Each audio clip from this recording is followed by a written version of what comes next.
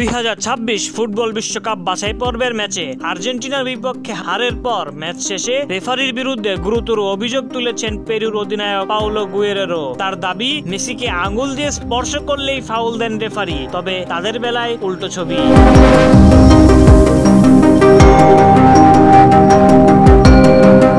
বুধবার 20 নভেম্বর বিশ্বকাপ বাছাইয়ের ম্যাচে মেসির অ্যাসিস্ট থেকে গোল করেন মার্টিনেজ। সেই গোলেই পেরুর বিপক্ষে জয় নিয়ে মাঠ ছাড়ে আর্জেন্টিনা। প্রথমার্ধে ঘরের মাঠে গোলশূন্য থাকলেও দ্বিতীয়ার্ধে পাওয়া গোলে জয় নিশ্চিত করে বিশ্ব চ্যাম্পিয়নরা।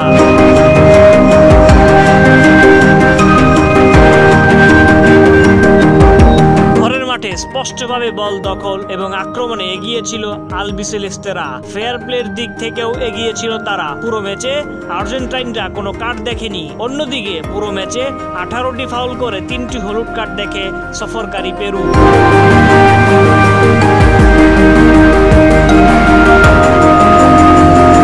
শেষে এই পরিসংখ্যানকে প্রশ্নবিদ্ধ করেছেন পেরুর স্ট্রাইকার পাউলো গুয়েরেরো। ম্যাচের পরে দেয়া এক সাক্ষাৎকারে পেরুর অধিনায়ক রেফারির পক্ষপাতের ইঙ্গিত করে বলেন, আর্জেন্টিনাকে বাড়তি সুবিধা দিয়েছেন কর্তব্যরত রেফারি।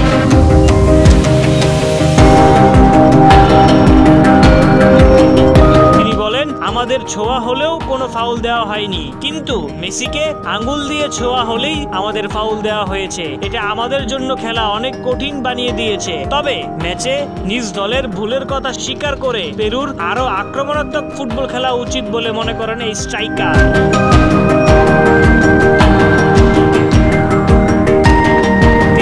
আমার মনে হয় আমরা তেমন সাহস দেখাইনি, আমরা আরো আক্রমণাত্মক ফুটবল খেলতে পারতাম। এই ম্যাচে আমরা তেমন ভালো কিছু করতে পারিনি, খালি হাতে চলে যাওয়ারটা কষ্টের।